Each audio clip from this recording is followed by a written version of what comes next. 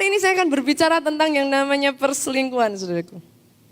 Bertahun-tahun yang lalu, saudaraku, ketika saya masih duduk seperti saudara, seperti ini di bangku kuliah, saudara.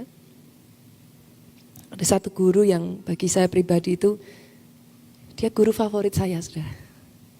I'm so blessed. Dan ada satu perkataan dari guru ini, saudaraku, yang sampai detik hari ini saya pegang. Dia pernah berkata kepada saya seperti ini, ada satu dosa,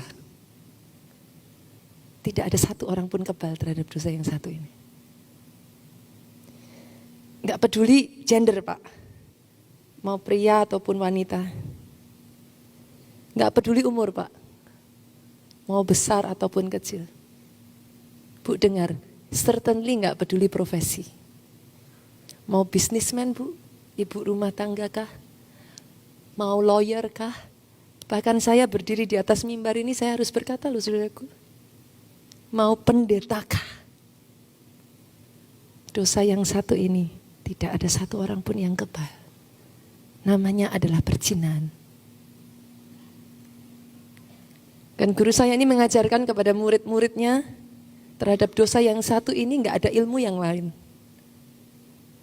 Bu, ilmunya cuma satu. Kita belajar dari Yusuf. Apa, saudaraku? Run. Lari. Gak bisa yang lain, saudara. Masalahnya banyak orang, saudaraku, saya sampaikan firman Tuhan seperti ini, lari. Ada orang yang datang kepada saya, Pastor, saya sudah lari, tapi kok tetap jatuh. Dulu saya kurang berhikmat, saudaraku. Saya lupa tanya. Saya manggut-manggut aja, saudara. Iya ya, sudah lari kok tetap jatuh ya. Makin lama saya makin pintar, saudaraku. Saya tanya, saudara, lah kamu larinya kemana? Ada banyak orang, pendetanya bilang, run, saya lari, Pastor. Lari kemana? Lari di tempat, saudaraku. Ada yang disuruh lari, iya Pastor, saya cepat-cepat lari. Lari kemana? Lari mendekat. Tapi dengar baik, di tempat ini saya berdoa, saudaraku, terhadap yang satu ini cepat-cepat lari menjauh. Karena tidak ada satu orang pun yang kebal terhadap dosa yang satu ini. Masalahnya, saudara, dosa yang satu ini dengan perzinahan, dengan perselingkuhan ini kerabat dekat, saudara. Kerap kali di mana yang satu hadir, yang lain juga ikut, saudara. Dan Alkitab mengatakan, saudaraku,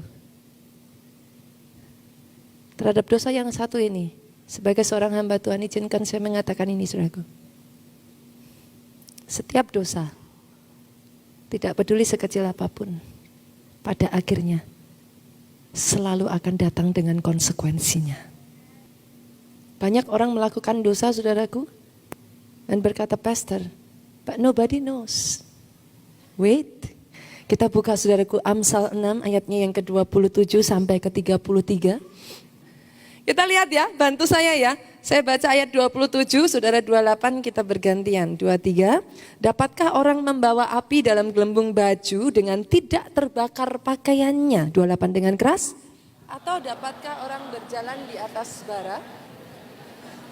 29, demikian juga orang yang menghampiri istri sesamanya, tiada seorang pun yang menjamahnya luput dari hukuman. 30,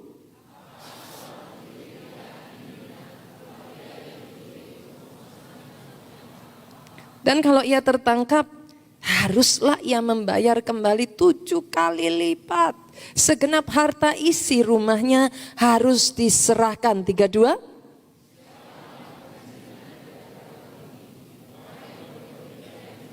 Tiga sama-sama yuk, 23. Siksa dan cemooh diperolehnya, malunya tidak terhapuskan. Saudaraku, siapa orang yang, Alkitab berkata, siapa orang yang mengambil api, saudaraku, berharap sekalipun kau menyembunyikannya, Bu, mau disembunyikan seperti apapun, Bu,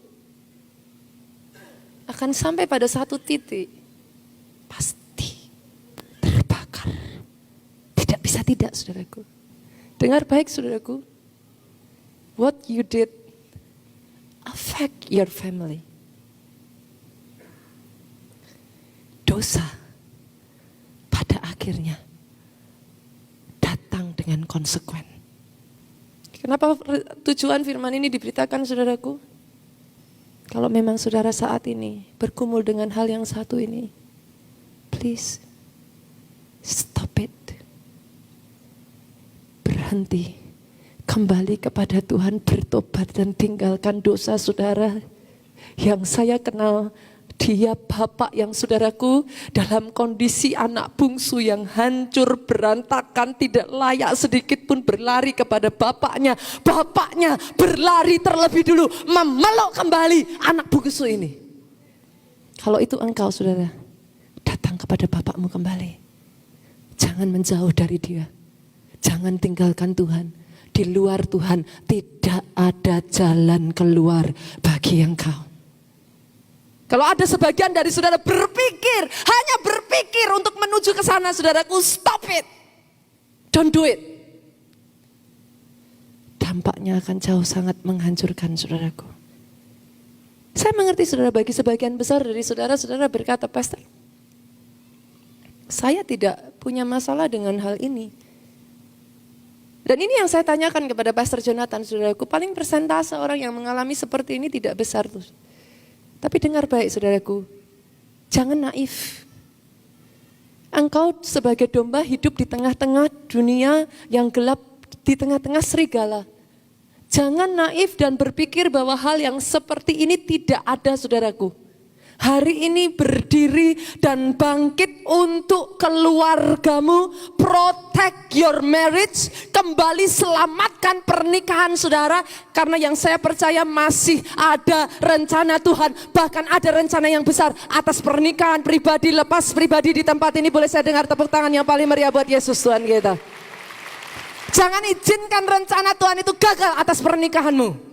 Tapi saya tantang setiap anak Tuhan di tempat ini, stand up, bangkit. Itu bukan sesuatu yang wajar. Bangkit dan lawan ini semua, bangkit saudaraku, dan bawa keluarga-keluarga kembali kepada Tuhan. Ada rencana besar Tuhan atas hidup saudara, dan itu belum berhenti. Tidak peduli apa yang kau lakukan, rencananya tidak berhenti. Dia tetap mengasihi kau. Masih ada pengharapan saudaraku. Pertanyaannya sekarang, Pastor, bagaimana? How can I protect my family? Yang pertama saudara, saya akan bagikan 2 poin. Yang pertama, protect your imagination. Jaga imajinasimu saudara. Gak ada cara lain.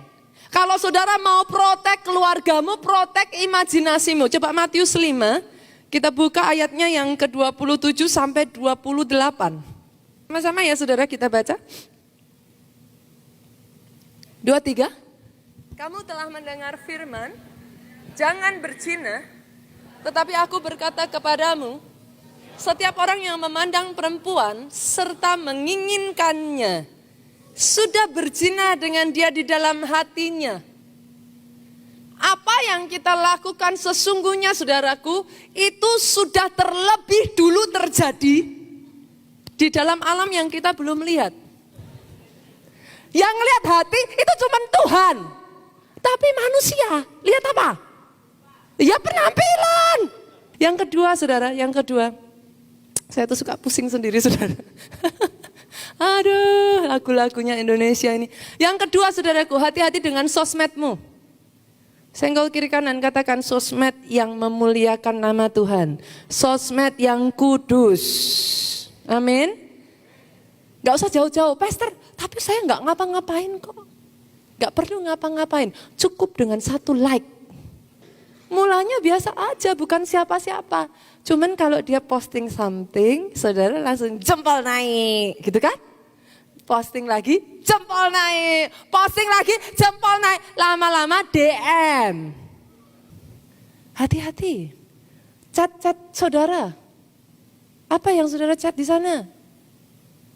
Halo, Pastor, saya gak ngapa-ngapain. Saya itu justru Pastor, kalau bersama-sama kami berdoa bersama. Loh saudara-saudara berdoa bersama saya hargai. Kalau masih sama-sama single. Halo? Kalau yang satu sudah punya istri, yang satu sudah punya suami, jangan. Hati-hati saudaraku, sosmedmu hati-hati. Pastikan jangan ada celah di sana. Bila perlu kalau saudara tahu kecenderungan hatimu jujur, haru. kita mau mengarah ke sana, hatimu tahu nggak? Tahu. Bohong. Kalau saudara bilang ke saya nggak tahu tuh bohong.